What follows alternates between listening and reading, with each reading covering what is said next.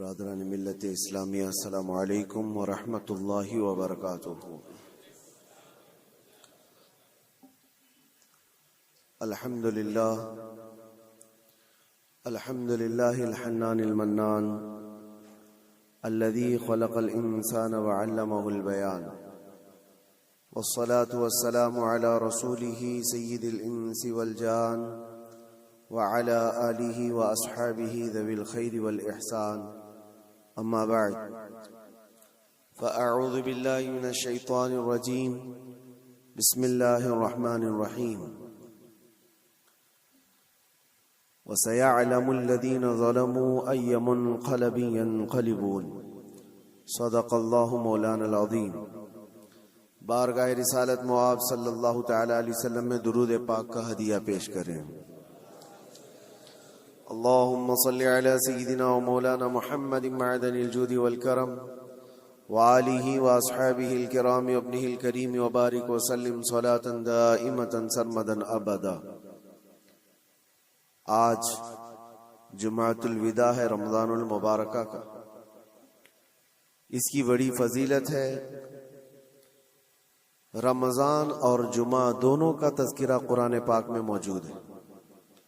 رمضان کے متعلق بھی باضابطہ اللہ تبارک و تعالی نے خصوصیت کے ساتھ بیان فرمایا، اسی طرح جمعہ کے لیے بھی اللہ تعالی نے خاص سورہ نازل فرمائی۔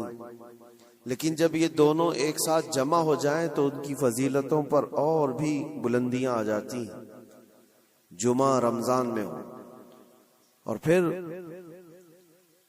علامہ ابن رجب حنبلی فرماتے ہیں کہ جب طاق راتوں میں سے کوئی ایک رات جمعہ کی رات کو آ جائے تو غالب گمان یہ ہے کہ لیلۃ القدر اسی رات کو ہوگی۔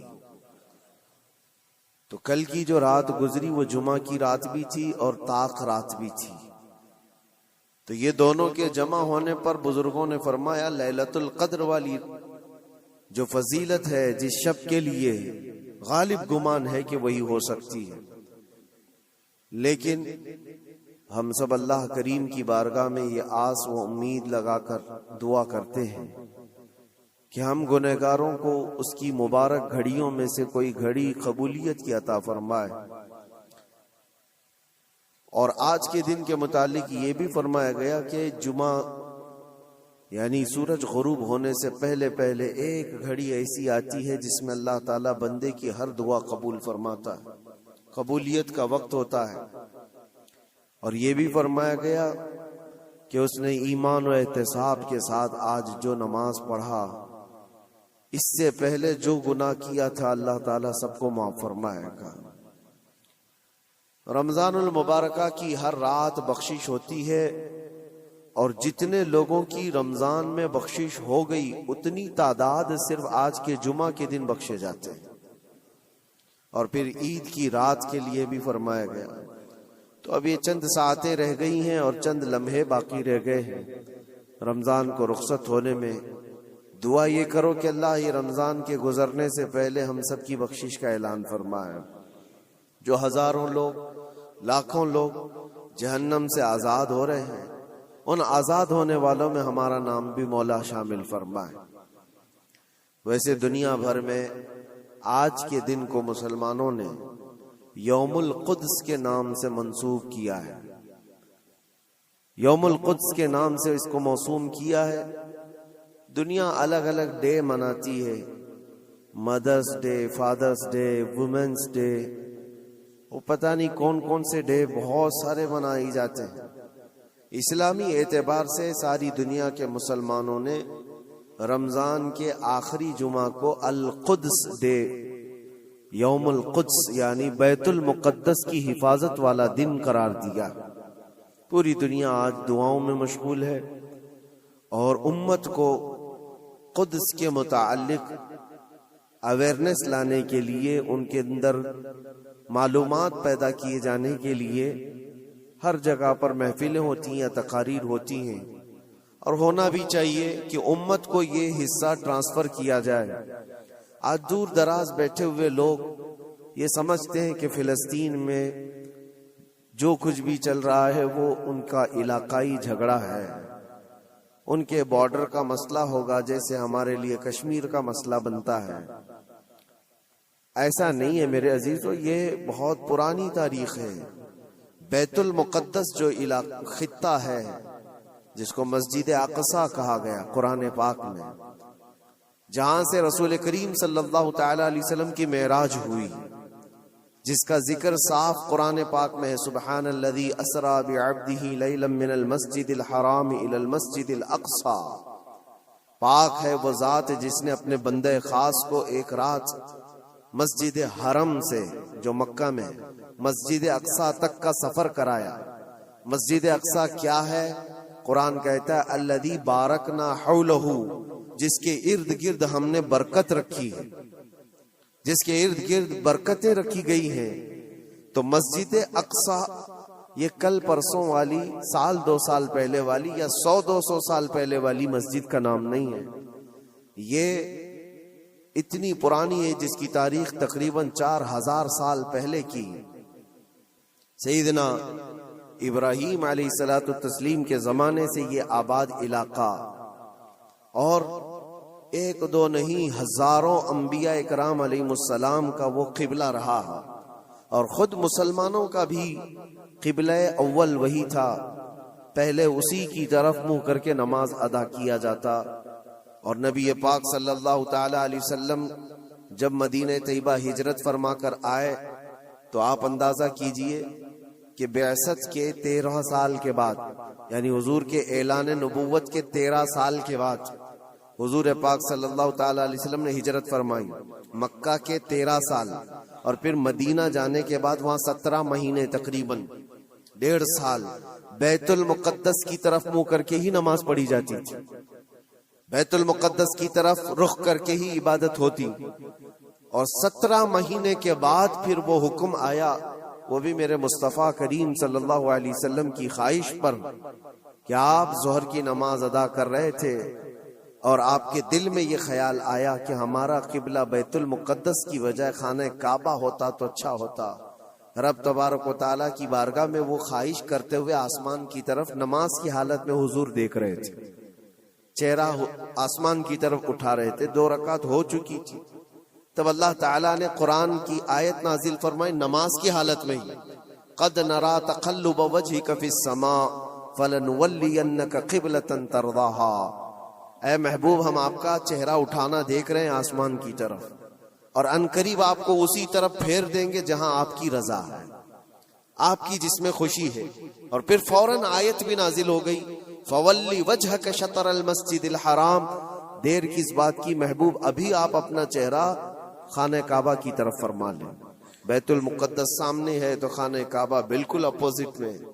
حضور اکرم صلی اللہ علیہ وسلم 2 رکعت کے بعد نماز کی حالت میں ہی گھوم گئے، اور اس کے بعد باقی کی 2 رکعت خانہ کعبہ کی طرف منہ کر کے پڑھائی۔ تو قبلہ تو جو بدلا وہ نبی پاک صلی اللہ علیہ وسلم کے زمانے میں 17 مہینے نماز مدینے میں پڑھنے کے بعد، لیکن اس سے پہلے بیت المقدس قبلہ اول رہا۔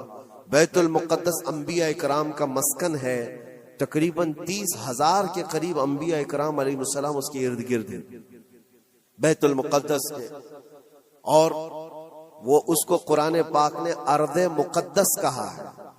ارض مقدس بھی قرآن پاک میں اس کا ذکر ہے۔ مسئلہ یہ ہے کہ وہاں پر دنیا کے 3 بڑے پرانے جو ادیان ہیں ان کا وہ محور و مرکز بنتا چلا جاتا ہے، یہودیت، عیسائیت اور مسلمانوں کے لیے، سب کے لیے وہ مقدس ہے، محترم ہے، متبرک ہے۔ یہودی بھی اس کو مقدس مانتے، ان کا بھی قبلہ رہا، اور عیسائی بھی اس کو اپنا مقدس اور محترم عبادت گاہ کے طور پر دیکھتے ہیں، اس لیے کہ عیسیٰ علیہ السلام کی ولادت بھی وہاں قریب میں ہوئی بیت لحم میں، اور عیسائیوں کے لیے بھی وہ ایک مرکز کی حیثیت رکھتا ہے۔ اور یہ آسمانی مذاہب میں ایمان والے مسلمانوں کے لیے بھی وہ مقدس و متبرک ہے۔ اس کی وجہ چاہے جو بھی ہو، قرآن پاک میں اس کا ذکر ہے، اور نبی پاک صلی اللہ علیہ وسلم نے وہاں سے معراج فرمائی۔ معراج کا سفر شروع فرمایا. تو اس اعتبار سے 3 بڑے ادیان جو دنیا کے ہیں ان میں یہ اختلاف کا مسئلہ آج سے نہیں رہا، برسوں سے رہا.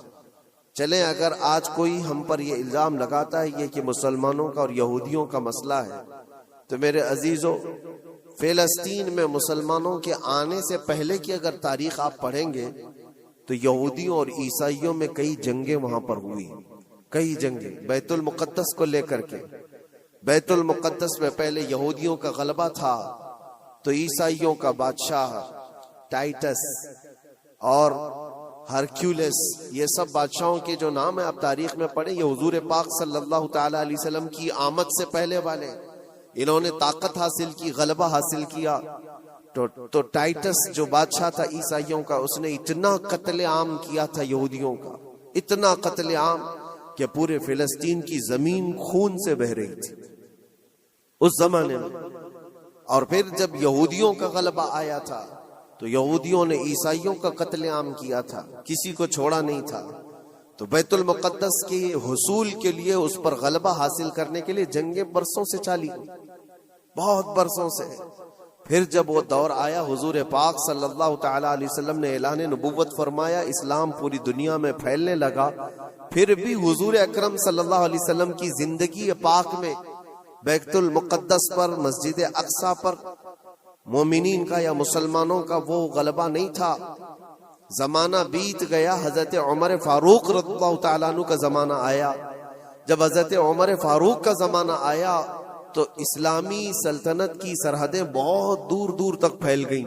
مصر فتح ہو گیا، ایران فتح ہو گیا، روم فتح ہو گیا، بہت سارے علاقے فتح ہو کر اسلام میں داخل ہوئے.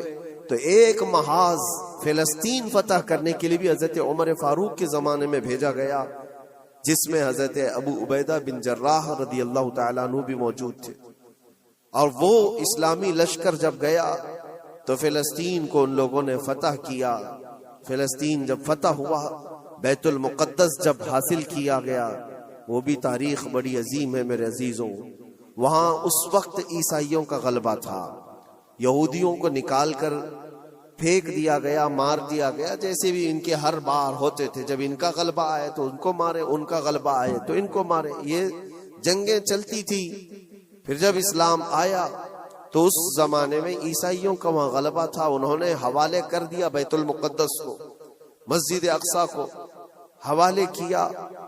تو یہ بہت بڑی خوشی کی بات تھی. تو اس وقت وہاں موجود صحابہ نے حضرت عمر فاروق رضی اللہ تعالیٰ عنہ کو خط لکھا کہ آپ تشریف لائیں کہ بیت المقدس فتح ہو چکا ہے.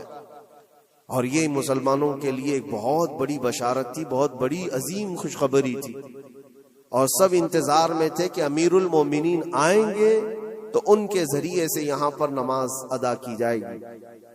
حضرت عمر نے خبر پاتے ہی سفر شروع فرمایا تھا، لیکن وہ کس حال میں سفر کیا تاریخ میں موجود ہے. وقت کا امیر المومنین جس نے محاذ پہ محاذ چھیڑ رکھے تھے اور بڑے بڑی سلطنتوں کو زیر کر دیا تھا، لیکن بیت المقدس کے فتح ہونے کی خبر پا کر جب جانا تھا تو بہت لاؤ لشکر لے کر کے نہیں نکلے، اپنے ایک غلام اور ایک گھوڑے کے ساتھ نکلے تھے مدینہ طیبہ سے. اور وہ بھی اس حال میں نکلے تھے کہ غلام سے طے کر لیا تھا کہ 1 میل میں اس پر بیٹھوں گا، تو چلے گا، اور 1 میل تو بیٹھے گا اور میں اس رسی پکڑ کر چلوں گا. یہ دونوں میں طے ہو چکا تھا. اس طرح سے امیر المومنین سفر کرتے ہوئے فلسطین پہنچے تھے، بیت المقدس پہنچے تھے. حضرت عمر فاروق رضی اللہ تعالیٰ عنہ، یہ باتیں آج اس لیے بتا رہا ہوں کہ جنہوں نے خون کا بازار گرم کر رکھا ہے اور جو ہم پر یہ الزامات ہیں کہ تلوار کے زور پر علاقے حاصل کیے، تو حضرت عمر کی یہ سیرت بھی بتاؤ، یہ تاریخ بھی بتاؤ کہ فاتح قوم کس طرح سے جاتی ہے، اکڑ کر، لوگوں کو پکڑ کر نہیں. حضرت عمر جب بیت المقدس کے فتح کے بعد فلسطین آ رہے تھے، خبر مشہور ہو گئی، عیسائی بھی مسلمان بھی جو وہاں موجود تھے سب لوگ امیر المومنین کو دیکھنے کے لیے باہر نکلے تھے. اتفاق ایسا تھا کہ فلسطین جب قریب تھا تو سواری پر بیٹھنے کی باری غلام کی تھی، حضرت عمر کی باری رسی پکڑنے کی تھی. وہ رسی پکڑ کر کے وہاں قریب پہنچے تو لوگوں نے یہ سوچا جو سواری پر بیٹھا ہے وہ امیر المومنین ہے، لوگ سب اس کے پیچھے دوڑنے لگے تو وہاں موجود صحابی رسول حضرت ابو عبیدہ نے کہا اے لوگو تم غلط فہمی میں ہو، سواری پر بیٹھا ہوا امیر المومنین نہیں، گھوڑے کی رسی پکڑا ہوا وہ امیر المومنین، وہ تو غلام ہے ان کا۔ لوگوں نے پوچھا ایسا کیسے ہو سکتا ہے، تمہارا اتنا بڑا عظیم بادشاہ، اتنا بڑا سلطان، وہ رسی پکڑ کر چل رہا ہو، کوئی غلام بیٹھا ہو؟ کہا یہی تو اسلام کا عدل ہے، فاروق اعظم کا عدل ہے۔ انہوں نے یہ طے کیا ہے کہ راستے میں دونوں برابر کے سفر میں حصے دار ہوں گے، تھوڑا آرام تم کرو گے، تھوڑا آرام ہم کریں گے۔ ان اخلاق کو دیکھ کر موجود کئی لوگوں نے اسلام قبول کیا تھا۔ حضرت سیدنا عمر ابن خطاب رضی اللہ تعالیٰ عنہ اسی موقع پر یہ بھی ارشاد فرماتے ہیں، لوگوں نے جب یہ دیکھا امیر المومنین امیر المومنین کہہ کر پکارا تو آپ کی آنکھوں میں آنسو آئے۔ فتح بیت المقدس کے موقع پر میرے عزیزوں ہو سکتا ہے کسی کا سینہ چوڑا ہو جائے کہ بیت المقدس فتح کر لیا ہے، اب ہم نے مسلمانوں کا قبلہ اول واپس آ گیا ہے۔ اس لیے کہ تاریخ میں پہلے سے موجود ہے اور بعد میں بھی کہ جس بادشاہ نے وہاں پر چڑھائی کی اور فتح کیا، غلبہ حاصل کیا، اس نے غرور کرورتا ایسی دکھائی کہ سارے لوگوں پر یہ دھوس جمانا چاہا کہ یہ میری طاقت کا نشہ دیکھ لو، میں جب طاقت سے چڑھائی کرتا ہوں تو کیا حالات ہوتے ہیں۔ سب کو جس بادشاہ نے بھی بیت المقدس پر چڑھائی کی ہے اس نے اپنا غرور اور اپنا گھمنڈ لوگوں کو دکھایا۔ یہ امیر المومنین عمر ابن خطاب تھے، جب بیت المقدس فتح ہونے کے بعد آئے تھے تو آنکھوں میں آنسو تھے اور روتے ہوئے لوگوں سے کہا اے لوگوں میری کوئی حیثیت نہیں، میں تمہیں بتاتا ہوں میں خطاب کا بیٹا عمر ہوں، بچپن میں مجھ سے 2 بکریاں نہیں سنبھلی جاتی تھی، میرے باپ مجھے مارتے تھے، جب بکریاں میں نہیں سنبھال پاتا تو روز مار کھاتا تھا، اور آج اللہ کے فضل سے پورے علاقے مصر، یمن، عراق، ایران، روم، اب یہ فلسطین، عرب، حجاز، تقریباً آج کی 6 کنٹری جس کا رقبہ 36 لاکھ اسکوائر کلومیٹر کے آس پاس ہوتا ہے۔ حضرت عمر کہتے یہ پورا علاقہ آج تنہا عمر اس کو ہانک رہا ہے اور ہماری نگرانی میں ہے، اس لیے نہیں ہے کہ خطاب کا بیٹا عمر ہے، اس لیے کہ محمد عربی کا غلام عمر ابن خطاب حضور اکرم صلی اللہ تعالی علیہ وسلم سے وابستہ ہوں، تو اللہ تبارک و تعالی نے یہ طاقت و قوت اور یہ غلبہ عطا کیا ہے۔ ایک مختصر سی تاریخ میں آپ کے سامنے رکھتے آ رہا ہوں۔ پھر حضرت عمر فاروق رضی اللہ تعالیٰ عنہ کے فتح کے بعد بیت المقدس میں تقریباً 200 سال تک اسی طرح کا معاملہ رہا، پھر ڈھیلا ہو گیا، پھر عیسائیوں کا غلبہ آیا، عیسائیوں نے دوبارہ بیت المقدس کو حاصل کیا، پھر وہ بھی 100 سال کے اوپر زمانہ بیت گیا، پھر بیت المقدس کے حصول کے لیے جگہ جگہ مسلمانوں میں بہت سارے محاذ نکلے، لیکن اللہ تعالیٰ نے دوبارہ فتح بیت المقدس کا صحرا سلطان صلاح الدین ایوبی کو عطا فرمایا۔ وہ ایک جرنیل تھے، اسلام کے نڈر تھے اور بہادر، عظیم بہادر، جنہوں نے عدل و مساوات تو ایسے کیے ہیں، عیسائیوں نے بھی آج اپنی کتاب میں لکھا ہے ہم نے ایسا کوئی سپہ سالار دنیا میں دیکھا نہیں جیسا صلاح الدین تھا۔ صلاح الدین نے اپنے نفس کے لیے، اپنی ذات کے لیے کسی ایک کو بھی مارا نہیں، کسی ایک کو بھی بندھک نہیں بنایا۔ بے شمار لوگ جو عیسائی تھے وہاں پر، ان کو مال جائیداد جو چاہیے وہ سب دے کر کے آزاد کیا ہے۔ کہا کہ صرف بیت المقدس یہ مقدس جگہ ہے، اس کی گندگی اور اس کی ناپاکی میں نہیں دیکھ سکتا۔ باقی جب بیت المقدس فتح ہوا تھا صلاح الدین کے زمانے میں تو اس وقت عام اعلان تھا جس کو جو لے جانا ہے لے جائے۔ دروازوں سے سونے کے جو نقش تھے، عیسائی جب بھاگ رہے تھے وہ بھی کھرچ کر کے نکال رہے تھے لے جانے کے لیے، جو ہاتھ میں آئے وہ سب۔ لیکن صلاح الدین نے منع کیا تھا کسی کو کچھ نہ پوچھا جائے، مال و جائیداد، دنیا کی دولت سب انہیں مبارک ہو، اللہ کا یہ مقدس گھر ہمارے حصے میں آیا۔ یہ بھی تاریخ موجود ہے۔ اور صلاح الدین ایوبی سیدنا عمر ابن خطاب رضی اللہ تعالیٰ عنہ کے زمانے کی یہ فتح یابیاں یہ دور اسلام میں ہے مسلمانوں کے لیے. پھر زمانہ بیتتا گیا اور پھر یہ انہی حالات میں بحمد تعالی تقریباً 1000 سال چل پڑے. تقریباً پورے 1000 سال بھی نہیں، لیکن جب یہ ورلڈ وار ہوئی فرسٹ، اس کے بعد پوری دنیا میں خلافت عثمانیہ کا دبدبہ ختم ہوا، تو دوبارہ پھر یہ ساری جو دسیسہ کاری ہے آج جو آپ دیکھ رہے ہیں. سب سے پہلے بے گھر تھے جو یہودی پوری دنیا میں، جن کے لیے ٹھکانہ نہیں تھا، کوئی جگہ نہیں تھی. انہوں نے ایک معاہدے کے تحت 4000 یہودیوں کو صرف فلسطین میں بسانے کی اجازت مانگی تھی. اس وقت عرب بھی غیر منقسم تھا، بٹا ہوا نہیں تھا، پورا عرب ایک تھا. فلسطین، جارڈن، ملک شام، یہ سب علاقے ملے ہوئے تھے، ایک ہی خلافت کے اندر آتے تھے، خلافت عثمانیہ کے اندر. اس وقت صرف 4000 لوگوں کو وہاں بسانے کی اجازت لی گئی تھی. اس کے بعد پھر 4000 لوگوں سے یہ آبادی بڑھتے ہوئے دنیا کے ہر کونے سے یہ مائیگریٹ کرنا شروع کیے، ہجرت کرنے لگ گئے. اور دھیرے دھیرے دھیرے کرتے کرتے 1912 سے لے کر 1947 تک ان یہودیوں کی جگہ جگہ سے ہجرت ہوئی اور وہ جا کر کے اس جگہ جمع ہوئے. اور آج جو ایک خطہ آپ دیکھ رہے ہیں اسرائیل نام سے، حقیقت میں اسرائیل نام سے کوئی وجود ہی نہیں تھا، وہ پورا فلسطین تھا، پورا فلسطین. تھوڑے تھوڑے تھوڑے علاقے میں بستے بستے بستے ان لوگوں نے پورے علاقے کو آکیوپائی کر لیا، پورا قبضہ کیا اور اپنی ایک سلطنت بنائی، اپنا ایک ملک بنایا اور اعلان بھی کر دیا. پوری دنیا میں اعلان کیا، اپنی ایمبیسی کھولی، سفارت خانے کھولے.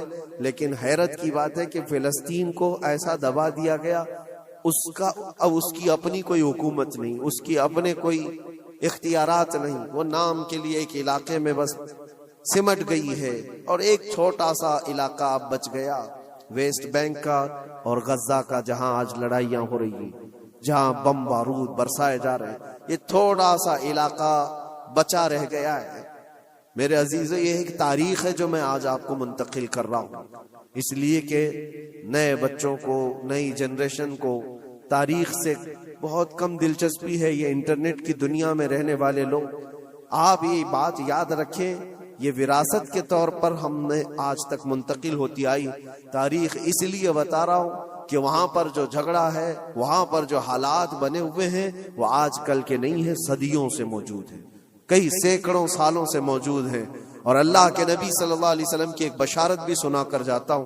نبی پاک صلی اللہ علیہ وسلم نے فرمایا، میری امت میں ایک جماعت ایسی رہے گی قیامت تک جو بیت المقدس کی حفاظت کے لیے لڑتی رہے گی، اور ان کے مخالفین کا دھوکہ دینا، ان کے مخالفین کا ان پر حملہ کرنا ان کو کچھ نقصان نہیں دے گا، وہ ایمان پر ویسی ہی جمے رہے گی. یہ حضور پاک کی بشارت ہے. نبی پاک صلی اللہ علیہ وسلم نے فرمایا ہے کہ وہ دمشق یا بیت المقدس کے آس پاس لوگ ہوں گے اپنی جانوں کا نذرانہ دیتے. اور حضور نے یہ جب گارنٹی دے دی تو پھر کہنے کی کیا بات ہے. حضور نے فرمایا قیامت تک وہ جماعت حق پر قائم رہے گی. کسی اور کے لیے اتنی گارنٹی ملتی ہے؟ حدیث پاک میں حضور نے فرمایا ان کے لیے وہ ایک جماعت ایسی ہوگی قیامت تک وہ حق پر قائم رہیں گے، حق پر قائم رہیں گے بیت المقدس کی حفاظت کے لیے. آج ان لوگوں کے حالات دیکھتے ہیں ہم. پھر میں آپ کو ایک آیت جو شروع میں پڑھا عرض کیے دیتا ہوں. رب تعالیٰ فرماتا ہے وَسَيَعْلَمُ الَّذِينَ ظَلَمُوا أَيَّ مُنْقَلَبٍ يَنْقَلِبُونَ. ان قریب ظلم کرنے والے یہ دیکھیں گے کہ اللہ ان کو کس کھائی میں گراتا ہے، کس پلٹی وہ پلٹیں گے. وہ انجام آئے گا، کسی بھی ظالم کو چھوڑا نہیں گیا ہے. ظلم کی انتہا ہو گئی، ظلم کی انتہا ہو گئی. حیرت ہوتی ہے یہ دنیا آج جو نیوٹرل بنتی ہے، سیکولر بنتی ہے، ان کی زبانوں میں کیا دہی جم گیا ہے. ان چھوٹے سے بچوں کی موت پر کوئی دو جملے بولنے کو تیار نہیں، صرف اس لیے کہ مسلمان ہیں، صرف اس لیے کہ وہ ایمان والے ہیں.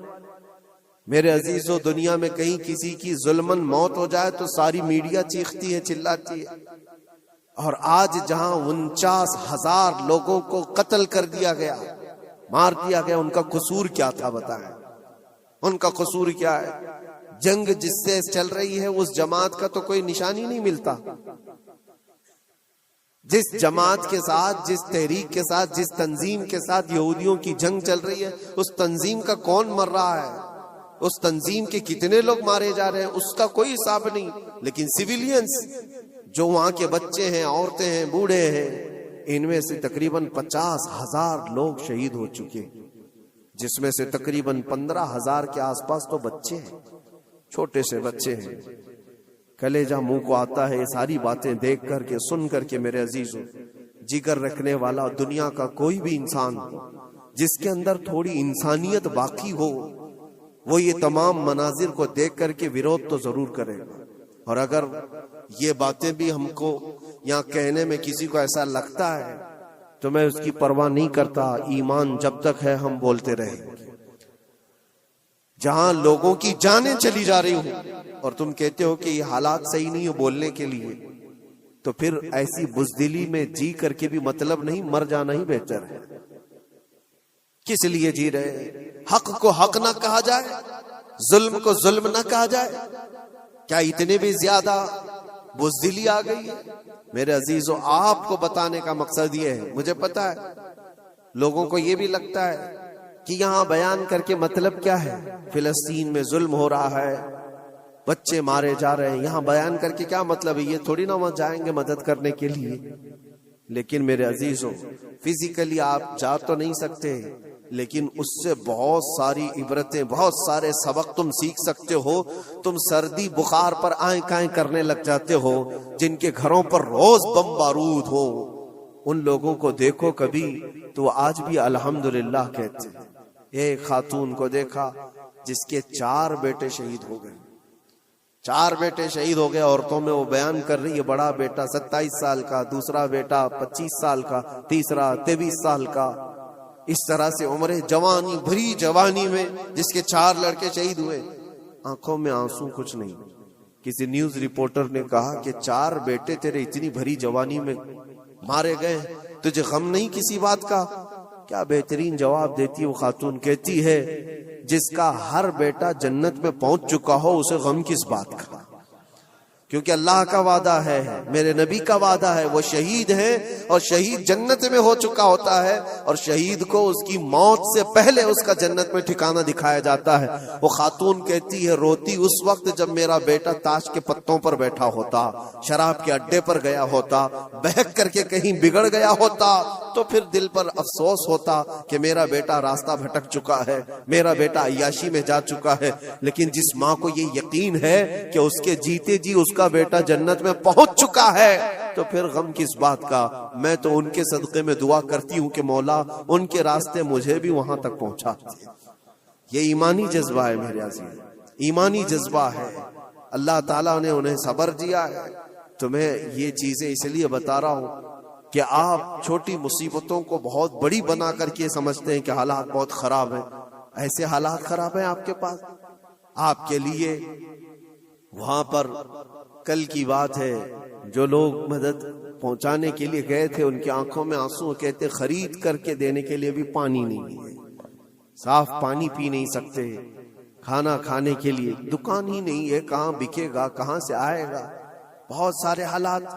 لیکن ان قسم پرسی کے عالم میں ان کا ایمان سلامت ہے. یہی تو نبی پاک صلی اللہ علیہ وسلم نے فرمایا، پوری دنیا ان کے خلاف ہو تو بھی ان کا کچھ نہیں بگڑے گا. موت آ جانا اس کو بگڑنا نہیں کہتے، گھر ٹوٹ جانا اس کو بگڑنا نہیں کہتے، ایمان چلا گیا تو اس کو بگڑنا کہتے. اور ان کا ایمان سلامت ہے تو سب سے بڑی دولت ان کے ساتھ ہے، سب سے بڑی دولت. آپ سب کے لیے اور ہمارے لیے عبرت کی بات ہے. آج یوم القدس ہے، آج پوری دنیا یہ الوداعی جمعہ کو قدس کی حفاظت کا دن کہہ کر مناتی ہے. آپ سب اللہ کی بارگاہ میں دعا گو ہو جائیں اور اللہ کریم کی بارگاہ میں گڑ گڑا کر کے مانگیں کہ مولا قبلہ اول بیت المقدس کو پھر سے ہمارے حق میں عطا فرما دیں.